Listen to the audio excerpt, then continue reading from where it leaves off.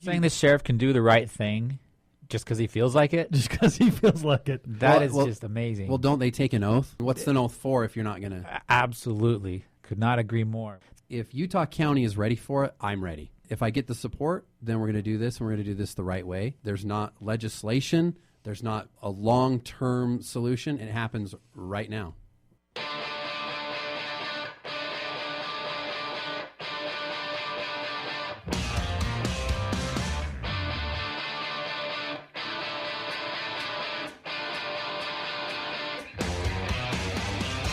It's a Thought Police free zone.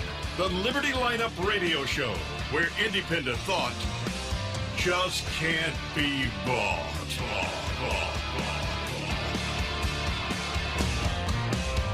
I'm an American. Red, white, and blue. And I'm a citizen of this world and of heaven. Some things were meant to be together. I believe in faith and freedom. Got a country too. I believe with faith and freedom, we're gonna make it through. Welcome to the Thursday segment of the Liberty Lineup radio show. This is the Naked Truth segment with Ben McClintock and Enoch Moore of defendingutah.org. Today we're going to be talking about a lot of just huge things that are going on right now. There's a developing story going on at the Bundy Ranch. We're going to have Carol Bundy, the wife of Cliven Bundy, on later on. And this first hour we're going to be speaking with the constitutional sheriff candidate right back after we start. 'Cause everything's on the line. We gotta rise up. We gotta stay strong. To save our way of life. I believe in faith that free. We'd like to thank our show sponsor, formerly EOS Mobile, now Patriot Mobile, rebranded to reflect who you, our listeners, are. Patriot Mobile, the only cell phone service that gives you the peace of mind that your monthly bills are supporting only conservative candidates and causes of your choice, including this show.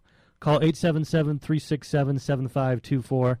Be among the first 10 callers during this show today, and you'll get a special offer if you mention the Liberty Lineup radio show. Call now, 877-367-7524. That's 877-367-7524. For more information, go to patriotmobile.com. And just a reminder that you can listen to the Liberty Lineup online by downloading the K-Talk app to your smartphone or at k-talk.com. Great reception wherever you are. Become a part of our grassroots movement by signing up at libertylineup.com, where you can also make a donation to keep this radio show on the air. Help us spread liberty around the world. So, Enoch. Ben? We've been talking a lot about, since we've been on, a lot of the false solutions that are out there, people that are coming up and saying, we need to do this or we need to do that. We show, principally speaking, why those are bad ideas. Why changing the Constitution because it's ignored won't get them to stop ignoring it, those types of things. And so there's, what are the solutions out there that we've been talking about? We talked about nullification, and nullification can be done on several different levels. It can be done, the state legislature can nullify. It's been done before. It's done regularly. It's done regularly. All over the country. People think, that was done away with the Civil War, or, the more accurate term would be the war between the states. But the idea that it hasn't been done since that war is ridiculous. It was an idea started with Thomas Jefferson, and it's done today. Back in 2008, 21 states nullified, independent of each other. They didn't have to enter some kind of compact. They independent of each other, they nullified an unconstitutional law called the Real ID. And it's done all the time. Colorado, Oregon, Washington, California, they've nullified federal marijuana laws. Anytime they make a law at the state level that is different than the federal law, that's a nullification. Right. It's a state if the asserting feds their make sovereignty. something illegal, and the states say, or anybody down lower than the federal government says that they're not going to obey a federal law, that's nullification. And that's done all the time. And so the idea that it was done away with in the 1860s is ridiculous. And when Rosa Parks sat on the front of the bus, Idea of personal nullification. right? There was an unjust law, and she just did what she knew she could. That was right. Alexander Donovan, he was ordered by his superior officer to kill the prophet Joseph Smith, and he nullified that order by disobeying it. So it's done on a state level. It's done on personal, individual levels. And one of the most powerful ways that we have, though, is through the local sheriff. Your local sheriff, and it's done all the time. You started off really, the movement for the sheriff to really start to nullify federal laws was done with Sheriff Mack when he was the sheriff in Arizona, and the Clinton administration was trying to get the local sheriffs to implement their gun control measures. That's the most recent organized movement, I would say. Right. Not that they never did it before. Right. Right.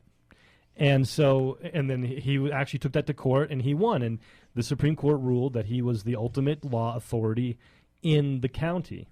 So even people who are case law junkies, there's a case law precedent that the sheriff is the ultimate law in the county.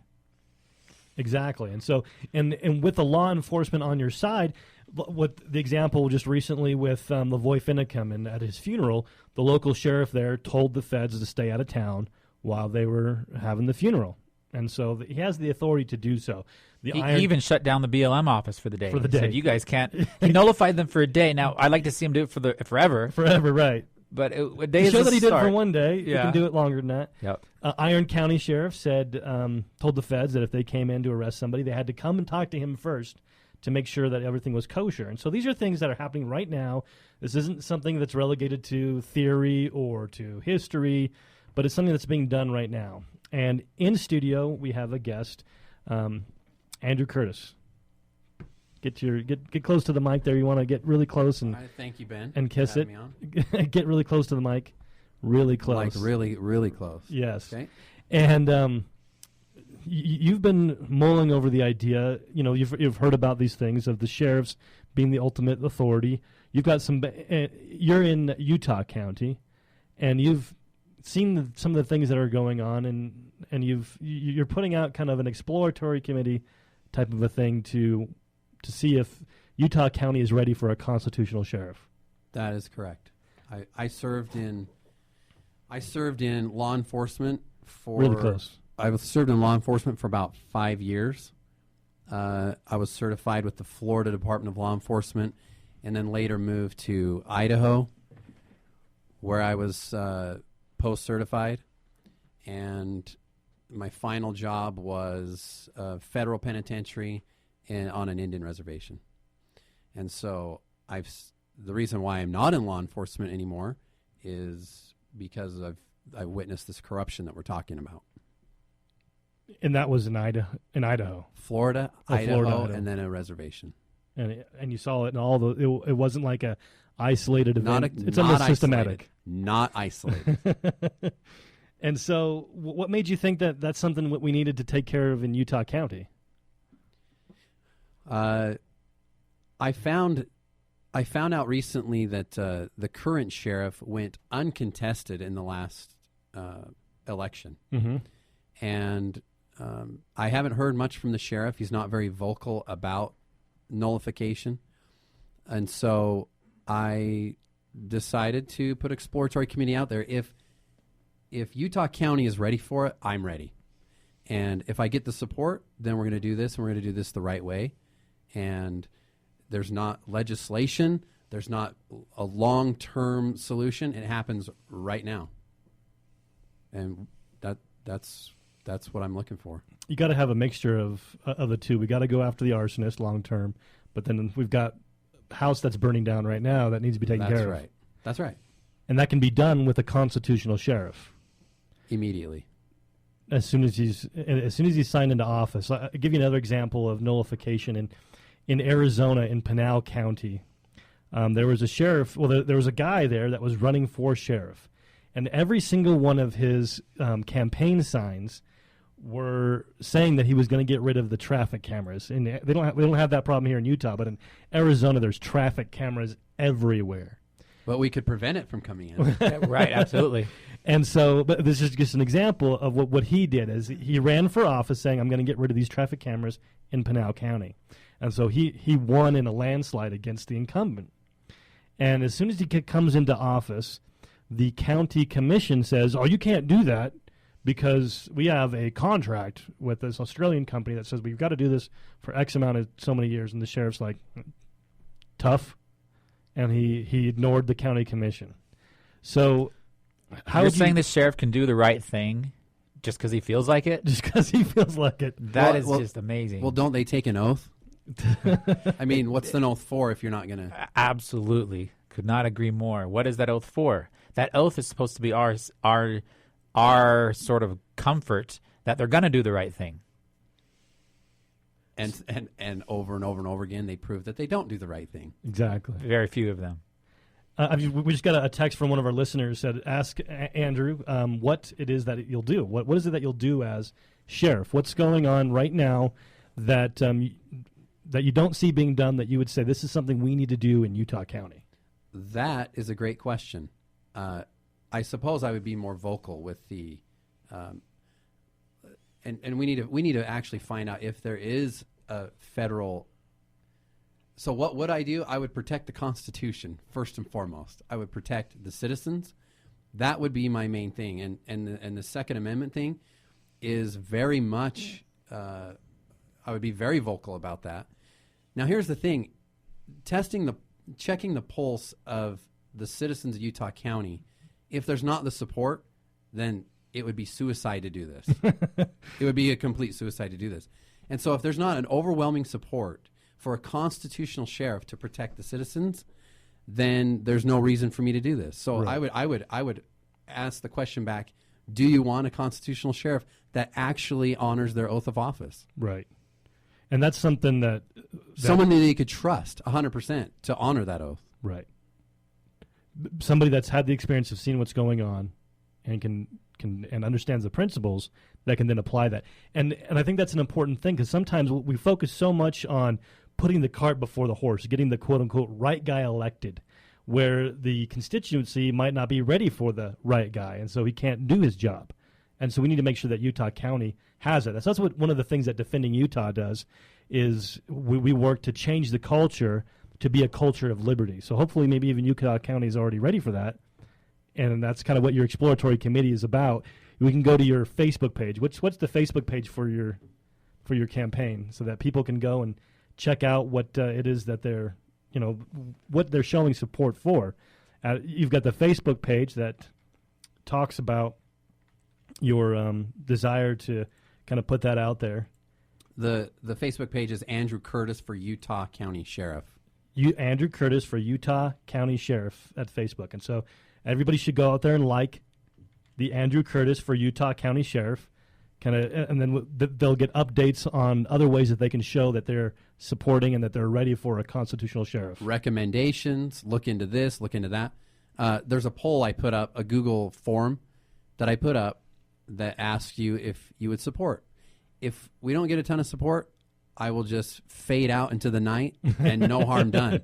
No harm, no foul. But if we want a pit bull that is not bullied by the feds or the state, and you want someone to uphold your rights, then I'm offering myself as service. It's that simple. So one of the things that I've seen in Utah County, it was actually brought up to the current sheriff, Sheriff Jim Tracy, about how the Fourth Amendment protects everybody from unreasonable searches or seizures, and you have to have a warrant to do that. But in Utah County, there's these checkpoints regularly, and they say it's for this good thing. We want to stop drunken drivers. We got to have these checkpoints. You don't support drunken drivers, do you? That kind of thought process. And so they stop everybody and to check to see if you're drunk. Remind me, in history, everything having to deal with checkpoints. Isn't that Nazi Germany is the first one that comes to mind? But. Exactly. We're heading off to a break real quick. This is Ben McClintock with Enoch Moore from defendingutah.org. This is The Naked Truth, where we think right and wrong, not right and left. With Andrew Curtis, exploring the idea of being a constitutional sheriff in Utah County right after the break.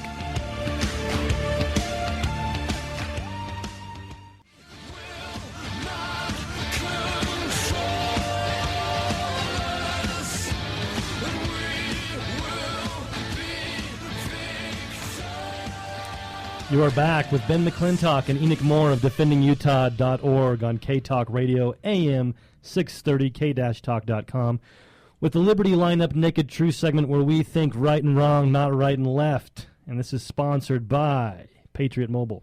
People are asking how they can join our grassroots network. To get our updates and alerts, just go to libertylineup.com. That's libertylineup.com and sign up. And if you like what you're hearing, you can support the cause of liberty with a donation of any amount. That's libertylineup.com.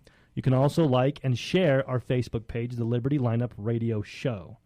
And again, this has been McClintock and Enoch Moore of defendingutah.org, and we're speaking with Andrew Curtis, who is putting out there an exploratory committee to explore the idea of being a constitutional sheriff in Utah County.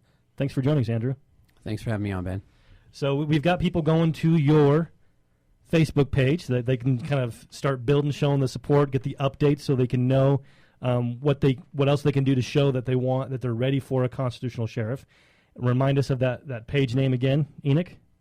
It's Andrew Curtis for Utah County Sheriff. Okay, at Facebook. And so Facebook's got a couple of glitches on there that I think will be fixed soon, but just keep an eye on that Facebook page, and so that you can say, hey, yes, I'm in Utah County, or I might not even be in Utah County, but I want there to start to be a constitutional sheriff in Utah. We need to start building this so you can start supporting that idea. And so go to that Facebook page, Andrew Curtis for Utah County Sheriff on Facebook. So talk a little bit more about maybe some examples, maybe not. Well, I remember with we talked about before the break. Want to give out the number first? And we can take some calls from any of our listeners that have any specific questions about being a constitutional sheriff and what you say about that. The phone number there is 801-254-5855, 801-254-5855. Questions for Andrew Curtis, who's exploring the idea of becoming a constitutional sheriff for Utah County. Now, Ben, I know you were about to say something, but I just got to say, all this stuff lately in Oregon and with the ranchers has just shown how much we really need real constitutional sheriffs. Like, just the evidence is so self-evident that we have a problem in this country. Even the ones who speak Constitution are wavering, sort of doing the right thing. Sometimes do it, sometimes don't, or they talk and then they back off. There's it's a different scenario everywhere, but this is definitely an issue that we're facing. Exactly. So we've got some callers. We've got, let's see, make sure we get our buttons all pressed. We got Jim. Jim in Salt Lake City. You got a question or a comment? Yeah. I would like to know what his opinion is on the constitutional Second Amendment. Yeah. Right. What do you think about the concealed carry permit in this country versus the right to carry it any way you wish? Great question. Andrew, what do you think of it? Should you get a permit to have to carry? Should you be able to conceal carry or just open carry? What do you think? Here is my personal opinion. You should be able to open carry. That's my personal opinion. But if what about if you choose to conceal it without a permit? Oh, be my guest. I wouldn't. That doesn't bother me. That to me feels like America. My personal opinion: if I pulled you over and you were concealing and you didn't have a permit and you had no felonies, you would be my friend. So that's a question. Well, that, I mean, go ahead, Jim. What's that? I said in the old days they considered, you were just allowed to carry it, and they were against concealing it. But I think if you've got the right to pass a background check and buy the gun, I think you should be allowed to carry it however you see fit. I agree with you. I remember sitting down with my sheriff in Idaho. They were raising the prices of the concealed carry permit. Mm-hmm. My brother and I were the only ones in the entire county that showed up to challenge the commissioners and the sheriff about raising the prices. And it's like, well, that's not constitutional. You could price someone out of carrying a weapon. But, yeah. And no one else showed up. And so, yeah, I agree. If you pass a background check and you're clean, You should be able to carry however you want. Yes. Appreciate the call there, Jim. You can. Anybody else has any questions, you can call at 801-254-5855. We've got other callers calling in. But I want to follow up with that. This is something that's been of concern to me is people always give the caveat of if they can pass a background check, if they're not a felon, then they should be able to carry. But so that kind of giving the idea that if they are a felon, that then they shouldn't be able to defend themselves. And so I want to know, did you think that violates the idea of cruel and unusual punishment? I've paid my price to society. I've served my time in jail, but I'm still being punished for the rest of my life. I might have done something wrong 30 years ago, but I'm still not able to defend myself? Let me clarify. Okay. So that's a great drilling down into it. If you were a felon and you're out, and it's not a violent crime, then carry. The violent crime, the public would not support it. Mm-hmm. They just wouldn't. And so, would I as sheriff? Is there a certain time frame though? Like I beat somebody up 30 years ago. And what was it with a weapon? Right. It's like I shot somebody in the leg 30 years ago. Okay. Well, if you. I just want let's get really as horrible as possible. That's splitting hairs, but it's been that long. Do you think somebody still shouldn't be allowed to protect themselves? Okay. What if there's a process they can appeal it, and then the sheriff, because it's been a long time. I agree. Yeah. People change. People make mistakes. So okay, great. So we've got some more callers. It's like line, are they ready? Line 5. Do line 5. Line 5. Okay. Scott and Draper. Scott and Draper. Thanks for calling. You're on with Ben and Enoch and Andrew Curtis. Oh, fine. Thank you. Hey, I have a question. If the sheriff has the right to nullify unconstitutional laws, does he have a right to support the Constitution and enforce it? Let me give you an example. The people in government, let's say you have a county legislator, or a city or county legislator, takes an oath to preserve, protect, and defend the Constitution, then they go ahead and try and put through anti-gun laws. They're actually guilty of insurrection and rebellion against the Constitution, which says that the right of people to keep and bear arms shall not be infringed. It also says, the 14th Amendment, Section 3 of 4, no person can be a senator, a representative, or hold any office who has sworn an oath to support the Constitution, who has been engaged in insurrection, rebellion, or given aid and come to the enemies. But they can have that disability removed by a 2/3 vote of each House of Congress. So if some politician is trying to put through gun laws that are unconstitutional, does the sheriff have the right to go arrest them and have them kicked out of office and pay back all the money they've been paid in the past for their insurrection and rebellion that they've been paid by the government, by the city or the county?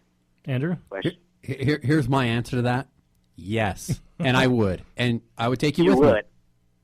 I would be glad to go.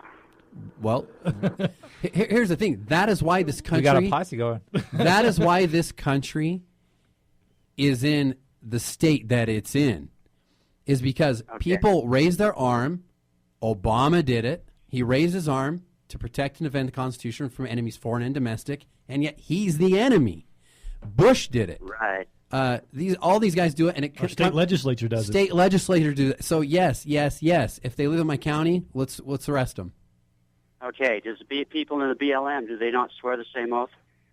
They do. If they do, we'll arrest them too. Okay. Then the only problem I see with that is after you arrest them, right. who's gonna prosecute them? Or is it just a catch and release just to prove? Well, they're violating the Constitution. The Constitution basically says the states are all sovereign, independent, right, on equal footing, same good faith and credit, the same privileges and immunities. They're supposed to be in excess of 150 square miles or less than 100 square miles. Yep. There's all these things that they violated in the Constitution when they made us a state. The states are not supposed to sign treaties. Basically, the Enabling Act for the state of Utah that says that Utah has to give up 80% of its state is basically a treaty. There's all these things that are a violation of the Constitution. I see no reason why you shouldn't have a public defender defend your position in doing that. And I would love to explore that, and if I could, I would see that out to its end, and I hope you know what I mean by that. Thank you, Scott. I appreciate you calling. Call back anytime. We've got another line open at 801-254-5855 for Andrew Curtis, who is exploring the idea of becoming a constitutional sheriff in Utah County. Let me ask this question before the next caller. Okay. Do we have any land that the feds grabbed in Utah County? Yes. Sure. Yeah. Let's go get it back. Let's get it back. Yeah. It's ours. Awesome. Absolutely. You've got An BLM land in actual Utah County. constitutional sheriff. What a novel idea. Because you do have BLM land in Utah County. Great. It's Which ours. is We're illegal. going to take it back. Awesome. That's the really way to do it. We don't have all these fake things that Ken Ivory's doing, which is actually totally unconstitutional, totally anti-liberty. This is what we're talking about. This is the solution that needs to be taken care of. So, okay, Larry. And it'll happen overnight. Larry in Salt Lake. You're on with Ben and Enoch, as well as Andrew Curtis, who's exploring for constitutional sheriff in Utah County. Yeah, well, Ivory, he's just doing that for his attorney's fees. He's never going to really do anything. Exactly. It's a big money-making scheme. It's a money-making scheme. That's all it is. Now, Obama's going after these constitutional sheriffs. You know that, don't you? I know. I'm sacrificing my life, and I'm not kidding when I say that. They've eliminated some of them already. Yep. Run them off or something. That's why if I don't have the support, I'm not doing this, because this is suicide. You need the people's support so that when he does the right thing, the people have his back. You know, he's a gun owner himself. He just hires it. That's right. That's right. All right, Larry, you got anything else? Well, yeah. Okay. If we lose the Second Amendment, you know, California just passed some more anti-assault weapons and stuff. But if we lose the Second Amendment, this country's gone. Under my administration, we're going to have a stronger Second Amendment. It'll actually mean something. I wish Jim Winder was that way, but he's 180 degrees of you. Well, he's not even a sheriff. He's actually the CEO of a private corporation. He's a corporate officer, trustee or something. So, open carry is nothing but free speech. I mean, you might have to think about it, but it's true. But we should be able to carry. You know, the crooks don't carry open anyway. I mean, they're going to conceal it. Exactly. And we should be able. It's in the Second Amendment to keep and bear means to carry. You know, and not be infringed. It can't be affected in any way. They couldn't have written it any clearer. Right. The way the government interprets it, you've got the right to wear all the, short sleeve T-shirts you want. Bare arms, right? That's right. Hey, thanks, Larry. Appreciate the call. Call back anytime. We got another free line at 801-254-5855. So along the lines of some of the things that he said, I haven't been able to verify some of the claims that Larry made, but if there's certain things that you can do. It's important that we have the culture of the constituents of elected official be able to understand these principles and back them up, because then you talked about the posse being able, you can arrange in a posse that can actually defend yourself. As a sheriff, you can actually use these tools that they're getting from the feds as ways to protect the people from the feds, as opposed to being a militarized police force against the people. Right. In fact, when they give you a tank, I probably shouldn't talk like this. They give you the tank, and then they try to put you on the fish hook to do what they want. They're actually giving you weaponry to protect against them. Yeah. Of course, now they'll pull it all back, but they do that. So, Jake in Salt Lake, you're on with Ben and Enoch. Hello. Hey. We're speaking with Andrew Curtis. What's up, Jake? Andrew Curtis. I think if you would do what you say you're going to do, you'd have a tremendous amount of backing by the public. And it's my understanding the sheriff originated from, I think it's the Anglo-Saxons or the Normans. I don't remember what, but it was the Shire Reef, if I'm correct. Is that correct? I'm not 100% sure on the history on that. Well, so the Shire, it was originally called the Shire Reef, and it was the communities were made up of blocks of people, 10 people here, and then a larger group of people around those people, and they policed each other, if you want to, that's probably not the right word to use, but within the community, not by an outside body. So there was a sheriff that was over a certain number of people. I think it was 1,000 people. Right. And it was a real great system, an effective system, but people were tried and judged by the community, by the individuals in the community, not by some CEO of a corporation. And it's my understanding a lot of these judges in the cities and counties are nothing more. What they're doing is they're a head of a corporation or a part of a corporation, and they're representing that. Representing especially that right here in corporation. Utah, in Salt Lake County, where you have the Unified Police Department, which is actually a private, basically a mercenary organization that's not actually officially law enforcement. So, hey, Jake, appreciate your call. We're heading off to a break. Call back again. So we've got just a couple of seconds. Just go ahead and, Andrew, direct people to your Facebook page so they can show their support for you, and we can start moving this exploratory committee even further. Yeah, if I get a ton of support, and look, it's not just support me and I go and do. It's let's all get involved and take back the county. Let's do it. And if I get enough support, we'll do it. If not, then we'll just all watch this burn to the ground. So what's the Facebook page again? We've got Andrew Curtis for Utah County Sheriff. Andrew Curtis for Utah County Sheriff. They're on Facebook. This is Ben McClintock with Enoch Moore of DefendingUtah.org, and this is the Naked Truth, where we think right and wrong, not right and left, on the Liberty Lineup radio show on AM 630 K-Talk.com. For more information, go to our Facebook page, the Liberty Lineup radio show, like and share, and we'll have this segment up for you to listen to and share.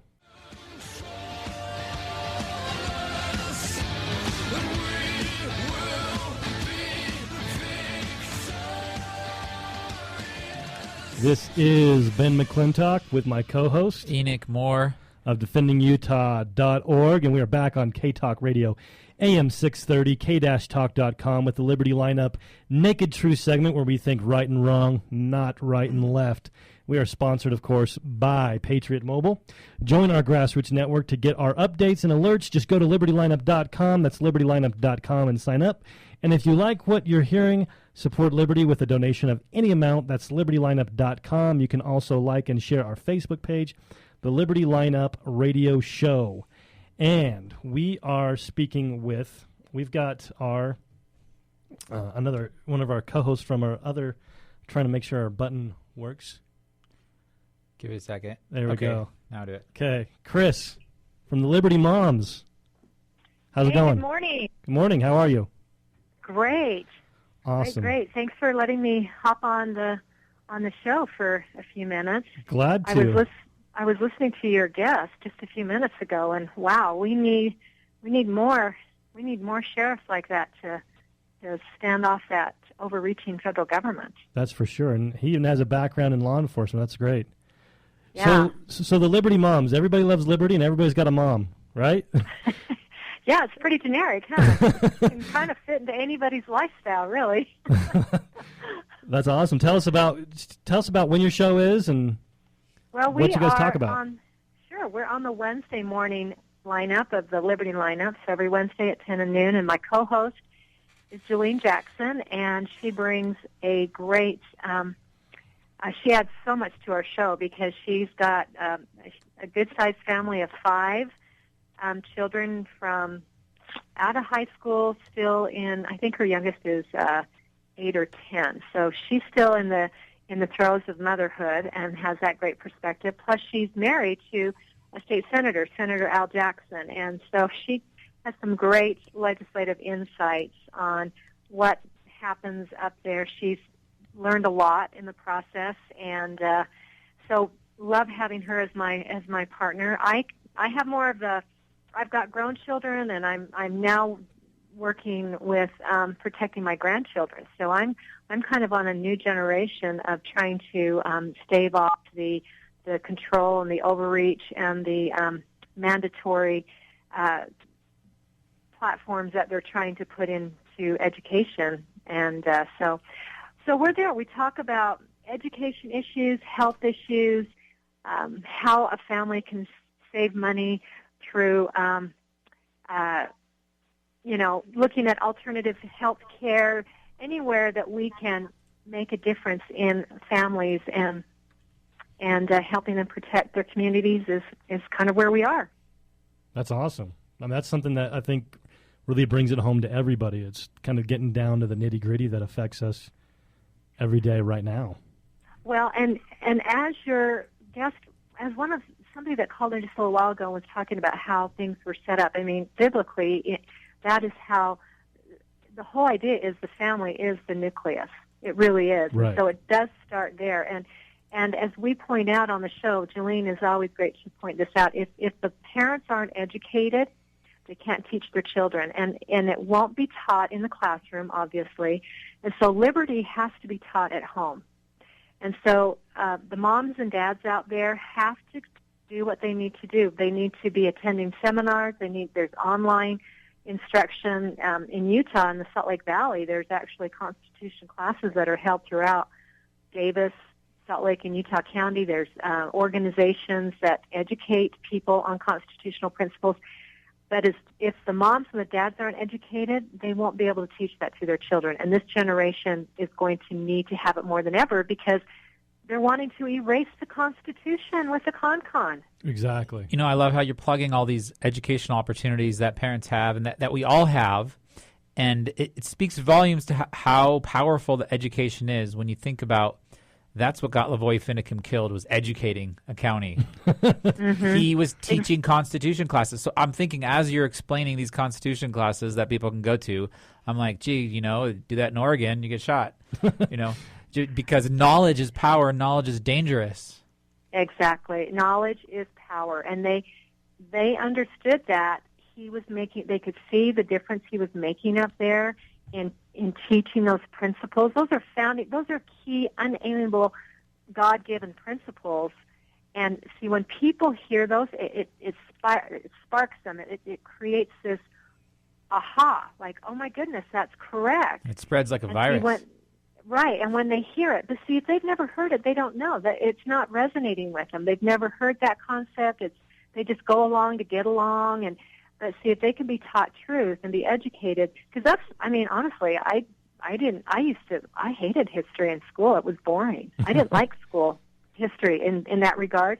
But it wasn't until I was an adult and I went out and sought to get educated on the Constitution and understand it that I loved it. I couldn't get enough of it because it was based on truth. It was based on God-given principles, and that resonated with my soul. You know, it was like, this makes so much sense. Of course, we are our own stewards, not to be governed, not to be acted upon, but we are to govern ourselves.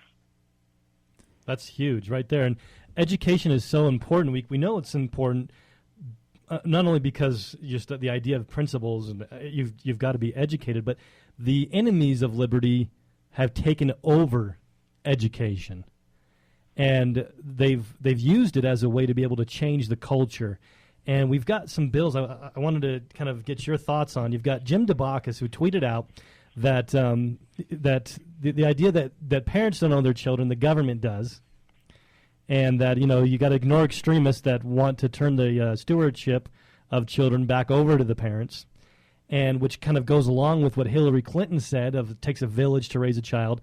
And I wanted to play this clip, Enoch. On MSNBC, they played a public service announcement kind of promoting this same idea. We got that ready? Yep. Right now? Yeah, right now. We have never invested as much in public education as we should have because we've always had kind of a private notion of children. Your kid is yours and totally your responsibility. We haven't had a very collective notion of these are our children. So part of it is we have to break through our kind of private idea that kids belong to their parents or kids belong to their families and recognize that kids belong to whole communities. Once it's everybody's responsibility and not just the households, then we start making better investments. So we've got government officials and media, national and local, promoting this actually Marxist communist idea that the government owns our children. And they've put forth a couple of bills in the legislature, one for forced vaccinations and the other one for truancy, actually would free up the truancy laws. Have you guys been talking about that? Yes, we have. And the vaccine bill I've been very engaged with. And actually it's not forcing, and if we work this right, it's possible that we can get it changed to actually make it better than what the current law is. better in the fact that right now there's a $25 penalty if you choose not to vaccinate your child for medical reasons or whatever. So you're penalized, $25 per child. There's a substitute on that current bill that would eliminate that penalty and make it so that you can do it you'd watch a video online at home versus going to the health department and having your little lecture about what a horrible parent you are and whatever. So that's still in the mix, and the people that are pushing that bill don't like it, so they circled it. So it's just kind of hovering, and we're watching that one very closely. But did that amendment pass? Is that why they circled it? It's what? That amendment you talked about passed? Yeah, well, the amendment is sitting there, and as soon as they uncircle it, they'll bring it out. And, gotcha. And they know they've got support of that amendment, and so they circled it. And would they still have to do that every year, or was that just because right now you only have to do that once? But the original bill said you had to pay $25 per child and watch the video every single year. Not every year. It would be every time the student goes into a new school. So, if they left elementary into junior high, that parent would have to go back in again and watch that video. And then when they go to high school, they'd have to go back in. And if you've got, Still bad, but better than what we got. It's still bad because they get rid of that $25 penalty. And it also, here's the other caveat that's really great with this bill, is see right now there is you can end up in juvenile court. The state of Utah can force you to have a medical procedure. If any of our listeners remember Parker Jensen, the story of him, see that's written in code, and this amendment that's sitting there waiting to come out if they uncircle the bill will get rid of the CPS, the Child Protective Services, with the forcing the medical procedure or a vaccine. That would be taken out of the bill. So we've actually taken that bill of education that they were promoting and tweaked it so that it really helps parents have more stewardship over their children. And that's why they circled it, because the people that are sponsoring the bill do not want that at all. Gotcha. And so that's being circled, and most likely the bill will die. Because they can see that we've been able to get a good amendment attached to it that actually protects parents' rights more. Okay. Can we modify the bill to have it just say you can never mandate anything like that? That would be the ideal case. I have to tell both of you, there's some testimony that was given earlier in the week on the pain fetal bill that Bramble was sponsoring. And they brought in this Dr. Torres, Leah Torres. She's an OBGYN here in Utah. She's actually going to be on Trib Talk today, so you can listen to her. And her comments were so perfect for the anti-vaccine, because she was saying that this is it's like an insult to the medical community. I'm paraphrasing it, okay? But she's saying how it's ridiculous to think that doctors should be forced to give a medicine to a patient. This is what she was saying, and then she went on to say, how can a doctor know that they're doing what's best for their patient if they're being forced to do something? And every statement she said totally would be inserted into the vaccine argument. Right. And so we're keeping track of that, because that principle of medical integrity applies to every time that we're making a doctor, or we're forcing someone to do something against someone's will. Wow. Yeah, so it's fun when you get the liberals up there. You get them on enough different topics, they can kind of cross over and kind of hurt themselves on the other bill. Exactly. That actually happened a few years ago. Back in 2013, there was a bill to put Utah on record opposing Agenda 21. And it wasn't really going anywhere until one of these Salt Lake city councilmen go on and testify against the bill, telling the legislature how wonderful Agenda 21 is. And so that scared everybody into actually acting and putting Utah on record against Agenda 21. So a lot of times these big government guys can help us out. I love it. See, because, when you're not grounded in principle, principles will apply in any situation. If you just go back to the founding principle, it won't override, it won't circumvent someone else's, exactly. right?